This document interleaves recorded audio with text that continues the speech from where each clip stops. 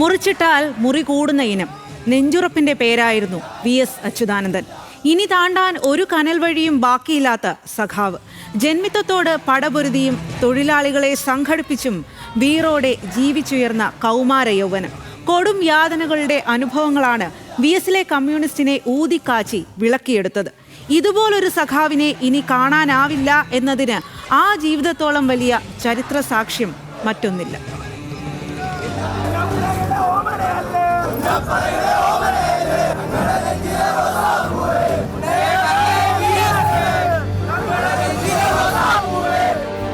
VS Achuthanandan 102 വർഷക്കാലം ജീവിച്ചു. ഒരു മനുഷ്യായുസ് എന്ന നിലയിൽ അത് അപൂർവമായതാണ്. എല്ലാവർക്കും കഴിയാത്തൊരു ജീവിതമാണ് VS ജീവിച്ചതും.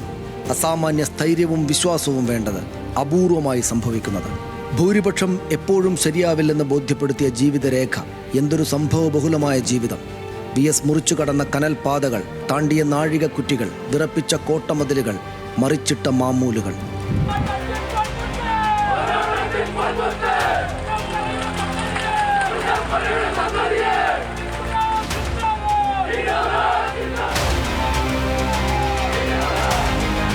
തോട്ടിൻകരക്കപ്പുറത്തെ ചെറ്റപ്പുരയിൽ അമ്മ അക്കമ്മയെ വസൂരി രോഗം കൊണ്ടുപോകുന്നത് കണ്ടുനിന്ന അനാഥമായ ബാല്യത്തിന്റെ കണ്ണീരുറഞ്ഞാണ് VSന്റെ ഉള്ളിൽ ആദ്യം തീ പൊട്ടിയത്. ജാതി മേലാളന്മാരുടെ മക്കൾ അപമാനിച്ചാൽ ഊരിത്തല്ലാൻ അരയിൽ പിടിയറഞ്ഞാണം കെട്ടിക്കൊടുത്ത് പള്ളിക്കൂടത്തിലേക്ക് അയച്ച അച്ഛൻ അയ്യൻ ശങ്കരനാണ് ആ നിഷേധിയെ രൂപപ്പെടുത്തിയത്. പഠിത്തം നിർത്തി 14-ാം വയസ്സിൽ ആസ്പിൻവാൾ ഫാക്ടറിയിൽ കയർ തൊഴിലാളിയായി ജോലി തുടങ്ങിയ ബാലനെ പ്രസ്ഥാനത്തിനായി കണ്ടെടുത്ത P. കൃഷ്ണപിള്ളയാണ് മാർക്സിസത്തിന്റെ മാനവിക ചേതനയിലേക്ക് ജ്ഞാനസ്നാനം ചെയ്തത്. കാലം 1946. ബ്രിട്ടീഷ് സാമ്രാജ്യത്തിനും ദിവാൻ CPക്കുമെതിരായി ഉത്തരവാദിത്ത ഭരണം ആവശ്യപ്പെട്ട് പുന്നപ്ര, വയലാർ ദേശങ്ങളിൽ കമ്മ്യൂണിസ്റ്റ് പാർട്ടിയുടെ നേതൃത്വത്തിൽ നടന്ന സായുധ സമരത്തെ തുടർന്ന് ഒളിവിൽ പോയ VSനെ പൂഞ്ഞാറിൽ വെച്ച് പോലീസ് പിടികൂടി. പാർട്ടി രഹസ്യങ്ങളും EMSന്റെയും കുന്തക്കാരൻ പത്രോസിന്റെയും ഒളിയിടവും ചോദിച്ച് മൃഗീയമായ പോലീസ് ഭേദ്യം. ബോധം മറയുവോളം തല്ലി, ചൂരലിനടിച്ച് കാൽവെള്ള പൊട്ടിച്ചു, ബയണറ്റ് കൊണ്ട് കാൽപാദം കുത്തിത്തുളച്ചു.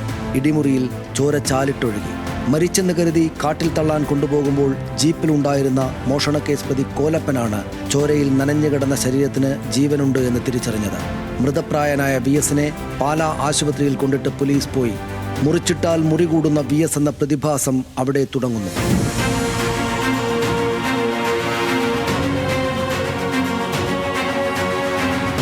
പിന്നെയും ഒളിവിടങ്ങൾ, പിന്നെയും തടവറകൾ, സമരമുഖങ്ങൾ, സംഘർഷങ്ങൾ. അവിഭക്ത പാർട്ടിയുടെ ആലപ്പുഴ ഡിവിഷൻ സെക്രട്ടറി, ജില്ലാ സെക്രട്ടറി, സംസ്ഥാന സമിതി അംഗം എന്നിങ്ങനെ സംഘടനാ ചുമതലകൾ വലുതായി. 57-ൽ ബാലറ്റിലൂടെ തെരഞ്ഞെടുക്കപ്പെട്ട ലോകത്തെ ആദ്യ കമ്മ്യൂണിസ്റ്റ് സർക്കാർ കേരളത്തിൽ അധികാരമേൽക്കുമ്പോൾ VS സംസ്ഥാന സെക്രട്ടേറിയറ്റിലെ 9 പേരിൽ ഒരാൾ.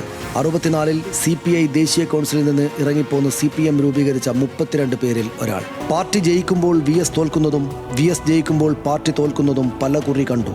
ആശയ സമരങ്ങൾ, വിഭാഗീയത, അച്ചടക്ക നടപടികൾ. ഒരുവിധം പറഞ്ഞാൽ പരാജയങ്ങളുടെ തുടർച്ചകളായിരുന്നു VSന്റെ സമരജീവിതം. പാർട്ടിയിലും പാർലമെന്ററി ജനാധിപത്യത്തിലും നിരന്തരം തോറ്റുകൊണ്ടിരുന്നു. പരാജയങ്ങൾ ഭക്ഷിച്ച മനുഷ്യൻ എന്നാണ് MN വിജയൻ VSനെ പറ്റി പറഞ്ഞത്. പക്ഷേ ആശയ ദൃഢതയിൽ തോൽവികൾ വിജയങ്ങളായി. ഡാങ്കയുടെ ഏകാധിപത്യപരമായ നയസമീപനങ്ങളിൽ നിന്ന് പുറത്തുപോയി അങ്ങനെയുള്ള ഞങ്ങളെ 32 പേരെ വർഗവഞ്ചകന്മാരെന്ന് വിളിച്ച് ഞങ്ങളെ പാർട്ടിയിൽ നിന്ന് പുറത്താക്കുകയാണ് ചെയ്തത്. മുസഫർ അഹമ്മദും ജ്യോതിബാസുവും AK ഗോപാലനും അടക്കമുള്ള 32 പേർ രൂപവൽക്കരിച്ച പാർട്ടിയാണ്. 64-ൽ ഞങ്ങൾ കൽക്കട്ടയിൽ പാർട്ടി 7ാം കോൺഗ്രസ് കൂടിയപ്പോൾ ഈ പാർട്ടിക്കിട്ട പേരാണ് CPIM എന്ന്. ഭൂമിയുടെ ഇടത് രാഷ്ട്രീയം, വിയർപ്പൊഴുക്കുന്നവന്റെ വിമോചന രാഷ്ട്രീയം, സ്ത്രീപക്ഷ രാഷ്ട്രീയം, നിരന്തരം പോർമുഖങ്ങൾ തുറന്ന VS സമര കേരളത്തിന്റെ മനസാക്ഷിയായി. പ്രതിപക്ഷ നേതാവായിരിക്കുമ്പോൾ മാത്രമല്ല, മുഖ്യമന്ത്രിയായിരിക്കുമ്പോൾ പോലും VS വ്യവസ്ഥിതിയുടെ പ്രതിപക്ഷമായി. ഒരു നിതാന്ത സമരജീവിതം. പാർട്ടിക്കുള്ളിൽ പൊരുതുമ്പോഴും VS വർഗശത്രുക്കളുടെ ആക്രമണങ്ങളിൽ നിന്ന് പ്രസ്ഥാനത്തെ പൊതിഞ്ഞു പിടിച്ച കൽക്കെട്ടായി. സമരം തന്നെ ജീവിതം എന്നാണ് VSന്റെ ആത്മകഥയുടെ പേര്. അതിലുമേറെ സംക്ഷിപ്തമായ എങ്ങനെ നൂറ്റാണ്ട് പിന്നിട്ട് ആ മഹാജീവിതത്തെ ചുരുക്കിയെഴുതും. 2019-ലെ പുന്നപ്ര വയലാർ രക്തസാക്ഷി അനുസ്മരണത്തിൽ പങ്കെടുത്ത് ആലപ്പുഴയിൽ നിന്ന് മടങ്ങിയെത്തിയ ശേഷമാണ് ദേഹാസ്വാസ്ഥ്യത്തെ തുടർന്ന് കിടപ്പിലായത്. പിന്നെ പൊതുവേദികളിൽ VSനെത്താനായില്ല. രാഷ്ട്രീയ പ്രതികരണങ്ങൾ ഉണ്ടായില്ല.